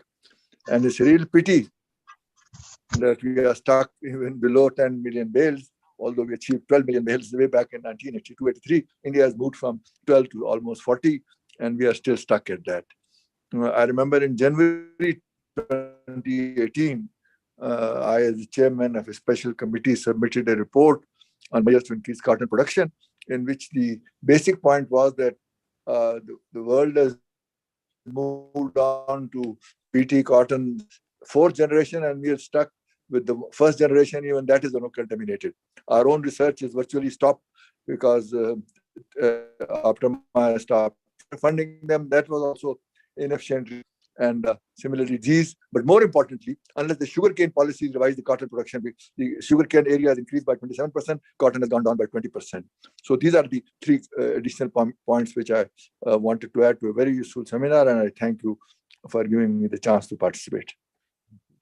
Thank you very much, Sartaj Sahab. Sartaj Sahab, you're always a pleasure to listen to, and you're always succinct and clear. I think, quite frankly, the mess is a long time coming, and unfortunately, our policy has been haphazard and all over the place. I don't think Gohar Sahab corruption is as much a problem as incompetence and bad policy. Quite frankly, some of the policies that come about, starting from the FCD crisis to the SRO problem to the energy IPP issues, many researchers have been arguing against those, but they've been told they live in cloud cuckoo land and that the government knows best, and the government always acts alone. The government does not want to share information. The government does not want to talk and debate. Like the SPP law, for example, the government does not want to share the law. I don't understand why a law that has been approved by the cabinet is not shared. So we don't have a policy that is shared. We don't have a policy that is made in a coherent fashion or in a clear fashion. It is like the parable of the messy room or the messy house. When you keep messing up your house, don't maintain it, keep doing, fixing a leak here or fixing a leak there. And when the house falls, then you begin to cry. Then, oh my God. And then you say, okay, no, it doesn't matter. We'll try and assign the blame to somebody. So there it is. That's unfortunately the situation in this house. If we can clean up our policy making, we'll know something, but I don't see the signs of that yet. But let's hope. So that's why we are talking about either it's energy or this or that. Ultimately, I think the government's job is neither to subsidize energy nor to fix raw materials. The government job is to give a level playing field to everybody. It's like a cricket field. The umpire's role is to fix the rules and not to get into the game. Here, unfortunately, the government gets into the game, but that's besides the point. I'll go to the floor. I'll take some questions. Ji, Noman Wazir Sahab. Noman Wazir Sahab, introduce kare apne aap ko aur bole, please. Thank you, Dr. Saab, Dr. Nadeem Saab, and I'm Senator Noman Wazir. I was on the Senate for the last 6 years and been on the board of various discos on the Senate Committee on Power as well. So I'm quite current as far as the electricity is concerned. It was a very nice presentation by the academic presentation and a bright sprinkle by Gohar Aziz Saab on the private sector views. I'm going to talk about electricity first, and I have my own 2 grids, one grid of 40 megawatts in Peshawar and an 80 megawatts grid in Lahore. So I know the electricity pretty well. My question is, I know that Gohar Aziz Saab is working on it. Why do you call subsidy? Why do you call electricity subsidy? This is not subsidy. This is the actual rate which should be given to us, excluding the line losses, which is for the domestic sector, other sectors are going through. The industries should not take the line loss. The best way out for it is, which I've been trying to say since the last 15 years, now that our government, PTI government is here, we started with this concept of wheeling of electricity. All exporters, including textiles, should have the permission to wheel electricity from one source to another. And let me tell you, how do you do it? The procedure is there, NEPRA's decision is there, everything is there. It has to be implemented only. Implementation is delayed, as the Senate Power Committee, a member of the Power Committee is heading this another committee as well. First wheeling concept was achieved from Pakistan Ordnance Factory about 3 years back. Now in KPK, we have electricity from Malakand 3 and Pehur through the wheeling concept. And how much do we get that electricity for? From Pehur, we were getting at 0.5 cents a kilowatt hour, a unit. Now we are getting at 5 cents. What I'm to tell all of you is, and if Zagdaw Saab is also listening to it, all export sectors should be permitted to wheel electricity to their premises, buying from any power source, wherever they want to buy it, whether it's public sector or a private sector. That is the way out. There's no subsidy involved. You wheel it from power source, you pay, the NEPRA gives a decision that how much you pay for the user charges to NTTC or to the DISCO. That is the way out of getting a reduced rate of tariff from for your production, and naturally low rate you get better exports and also import substitution, which during this discussion we are missing on to. Another point highlighted was electrical machines. Now, all I know the private sector industries all over Pakistan, I keep meeting them. How many of them have 5-star equipment on there? They have the most inefficient electrical equipment. Power factor should be 0.9, it is 0.7, 0.8. They don't put up the capacitors. They don't have transformers, which are having higher copper and iron losses. As someone pointed out in this discussion, the efficient equipment 5-star rating has to be decided. PSQCA is the implementer, and they should go ahead and start doing this implementation. Thirdly, what normally in such analysis, I can tell you we did it in KPK, we did for the mineral sector, is a value chain analysis. We did it for the marble sector about 12, 13 years back with the help of World Bank. And we concluded that where the problem was, and we identified that in the marble sector, it was blasting and not square block cutting, which we started after that, we started there. What you have to do is the academia should do a value chain analysis of the textile sector or any other sector, which is missing in Pakistan. In all sectors, academia has to do a value chain analysis, benchmark it against any international organization, the leaders of that particular sector, and identify where your costs are increasing, where your expenses are more. So that is which needs to be done, and which is missing at this moment. And another very important thing is all these inputs that we are giving, lower subsidy or for export sector that we are giving in. These are inputs. You must determine what are the outputs and what are the outcomes. No government department ever evaluates that with this input, what outputs you are getting and what outcomes you're giving. With identified milestone and tangible indicators, all of these things are missing. Till the time you don't have that thing, you cannot move ahead. And you talked about DLTL. Well, if you want to have DLTL, why textile? If you don't like it in textile sector, all export sectors would not like that as well. So we have to come up with the mechanism, as I told you about the wheeling concept. If we come up with that concept all across Pakistan for export sectors, as well import substitution. We miss on this point. We forget import substitution. So import substitution is also to be given energy at a cost through a process which is available, the laws are available, and that is how it should be done. And finally, minimum wages. I totally agree with Gaur Jasab. In the Senate, I've been pointing it out that the minimum wages of 17,000 is nothing. We should minimum have minimum wages. It should be 23,000, and the provincial minimum wage board should also be made effective. So these are my views about textile and general industry. Thank you very much, Dr. Thank you very much, Wazir Saab. Thank you very much. It's nice to hear a senator or an ex-senator in such a discussion. Wonderful. Idris Khaja Saab. If you want to raise your hand now, raise it now. Don't come in later. So I just wanted to say that to provide a level playing field, the government has to consider the problem holistically. So Gohar Saab says that don't pass on the inefficiencies of the energy sector to the textile sector, and don't pass on the mistakes of the past rulers to the energy sector.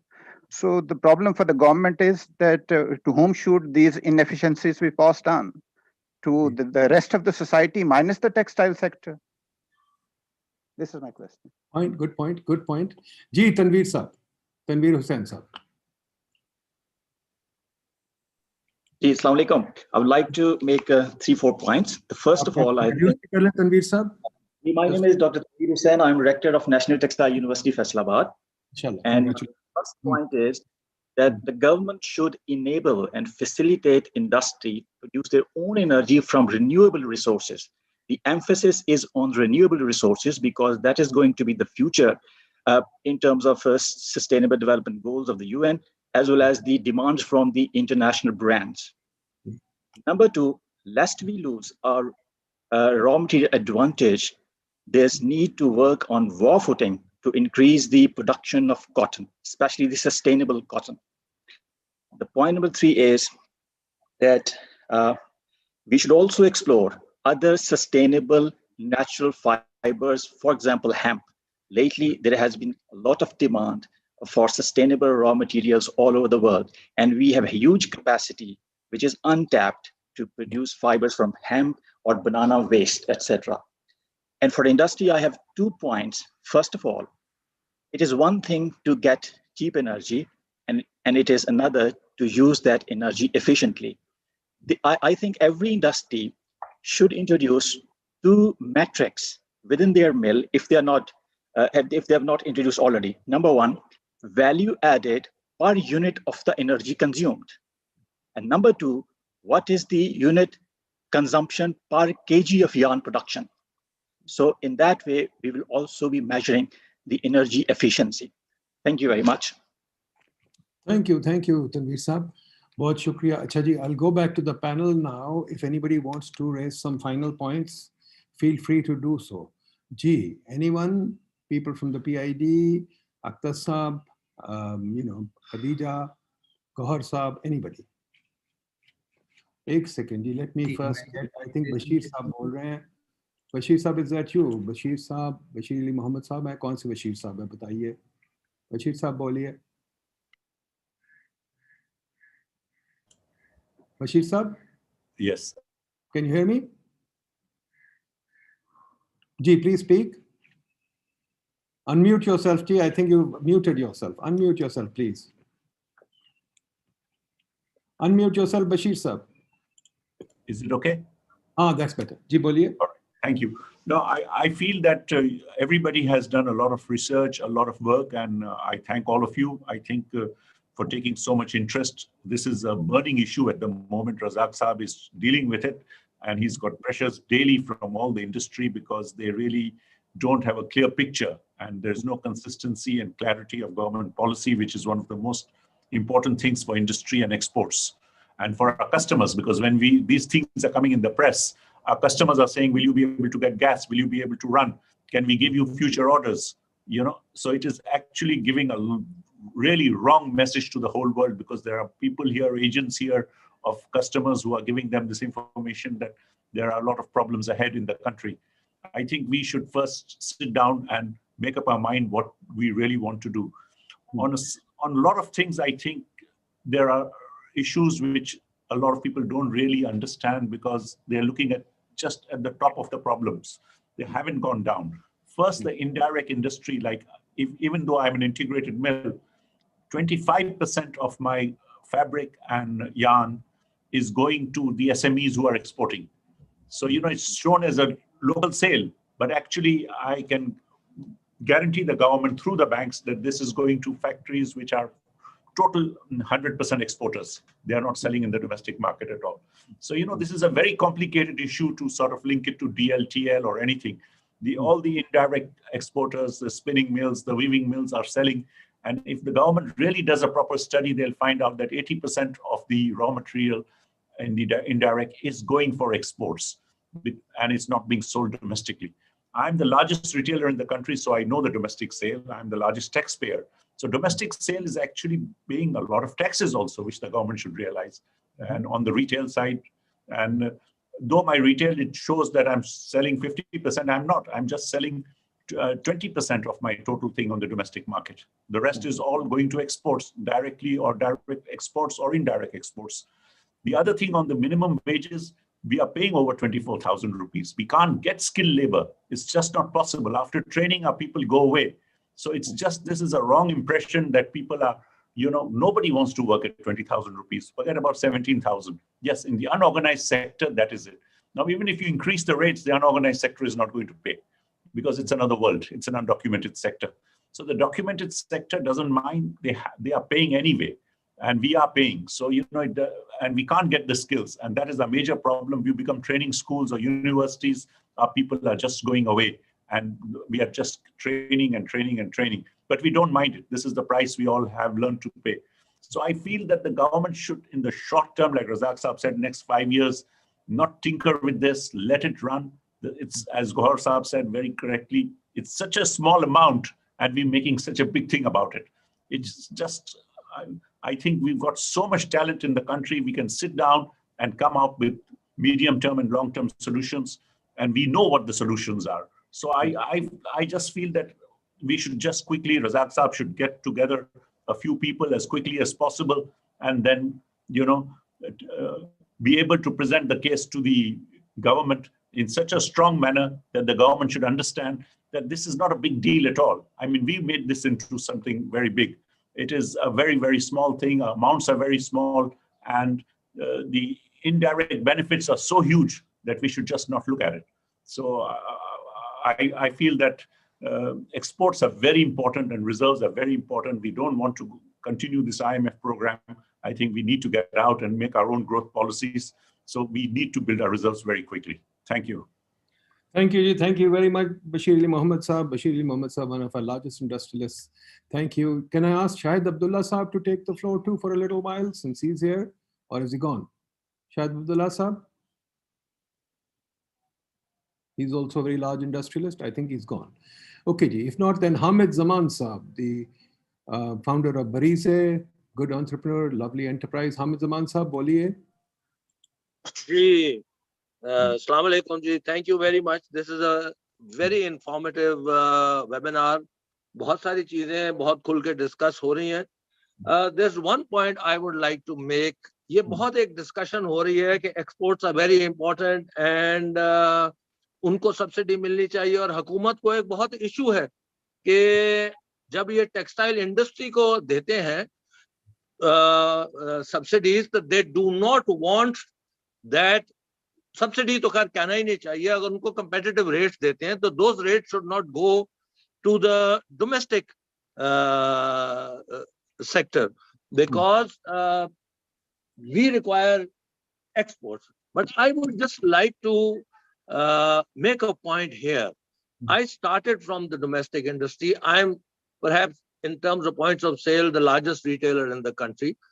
And in my manufacturing side, which is another company, I'm also in the top 100 exporters. लेकिन मैं आपको एक ये बात बता दूं कि the taxes I pay from my domestic operation, which is retail, the 12% GST that I pay from retail is 5 times or 8 times the taxes that I pay from my export. I understand that exports are important because we need the dollars, and exports will go on the basis of, exports will go up on the basis of a long-term policy and also competitive tariffs and better working conditions, and as some people said, research and development, etc., etc. So the exports will go up and the dollars will come in. But if my domestic market, which suffers, the domestic manufacturing, which suffers from all the smuggled items that undersell me because they don't pay any taxes, actually my domestic operations pay many, many times the amount of taxes to the government that I pay from my exports. Why? Because I'm documented. So the domestic industry is just as important. And I would say that if we are going to give a competitive tariff, it should be across the industry, because we are paying taxes and we are also providing employment, much higher taxes. I think industry, both export and domestic, should go side by side. In any case, if we are exporting 80% of our production, it doesn't really matter. There is no subsidy involved, and yet there is much more tax involved. What the government should focus on is documenting the economy so that more people come into the tax net and they don't have to have misnomers like they are giving us a subsidy, which they are not. They are only giving us rightfully competitive energy prices.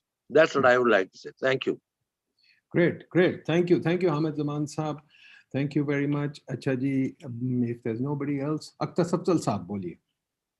Ji sir, thank you very much for this opportunity. मैंने एक दो बातें कहनी थी, but अभी हामिद साहब ने जो कमेंट्स दिए हैं उसके बारे में आई जस्ट वांट टू से कि बहुत ही इंटरेस्टिंग और pertinent comments presented by the gentleman. क्योंकि ये कोविड-19 के आने की वजह से ना ये basically it's the beginning of the end of globalization. I mean, all big countries are going to start concentrating on narrowing down their global supply chains. और ये जो हमारे पास वेज कॉस्ट का एडवांटेज है, ये अगले तकरीबन 10 साल है. उसके बाद ये सारी मैन्युफैक्चरिंग या ये textile production is going to start going towards Africa. तो हमें as a textile sector, as an economy, ये ज़रूरत है कि हम लोकल डिमांड को इंक्रीज करने की कोशिश करें, जिसके बारे में हामिद साहब ने भी बात की. तो I just want to echo and reiterate the fact that these are some very, very important comments just that were delivered by Hamid Saab. मेरा दूसरा point और आखिरी point वो ये है कि एक टेबल में in the study it was shown कि जो depreciation rates हैं वो पाकिस्तान में तकरीबन 11% हैं, इंडिया में 16% हैं, बांग्लादेश में 20% हैं, and this was part of the entire conversion cost. So conversion cost के तीन parts थे, energy, labor and depreciation. तो मेरा एक question ये है कि depreciation का rate different क्यों है different countries में? Does it indicate that they are investing more compared to us? Is that what it represents? And if that's the case, and I think that is the case, तो हमें ये देखना चाहिए कि हमारे जो competitors हैं वो अपनी competitive edge, technological investment और क्या कहते हैं basically उनका जो technological frontier है that is much क्या कहते हैं expanded compared to Pakistan. So I think that is where we should be focusing. और किसी ने यहाँ पे ये बात नहीं की कि हमारा जो अगर हमने productivity gains लेकर के आने हैं तो हमारा जो average worker है उसकी median school years या years of schooling कितने हैं? मतलब ये एक बहुत ही important issue है कि अगर आपकी population पढ़ी लिखी नहीं है, आपकी लेबर फोर्स पढ़ी लिखी नहीं है तो आप उसको ट्रेन नहीं कर पाएंगे, वो मैनुअल्स नहीं पढ़ सकते, वो ट्रेनिंग कोर्सेज नहीं अटेंड कर सकते. तो आई थिंक ये एक आइडिया कि सिर्फ डिफरेंट सेक्टर्स पे फोकस करके पाकिस्तान समहाउ एक कंपैरेटिव इकोनॉमी दुनिया में बन जाएगा, ये नहीं होने का.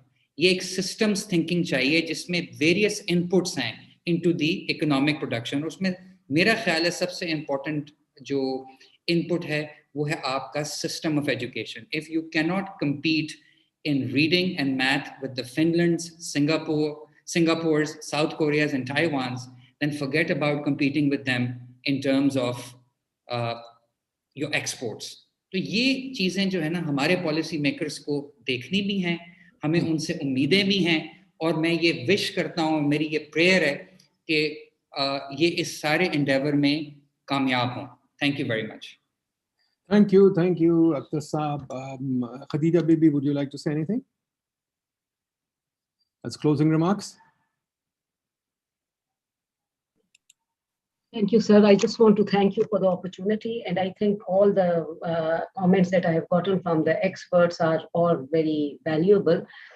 Although I still feel that majority of the discussions, whenever I have attended such meetings, I always feel that the focus is 90% on immediate relief measures and very little emphasis is given to medium and long-term policy making. I am not against immediate relief measures as mentioned by the stakeholders, but my focus, my emphasis is whatever policies, we have to see the repercussions of those policies from a longer perspective. This is all that I wanted to say. Otherwise, it has been a very valuable discussion that we've had here, sir. Thank you very much, folks. Sir, do you want to say any last words, or shall I just close the webinar? Razak Saab, Minister Saab, would you like to say any last words? Razak Saab, kindly sir, apne aap ko unmute kar lein, sir. Can you hear me now? Yes, sir, we can hear. Okay, I just want to say that it's been a very useful webinar.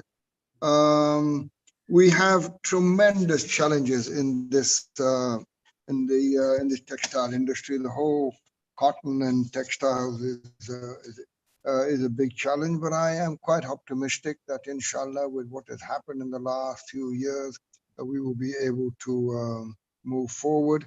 So thanks to everybody. It's been a good learning experience also.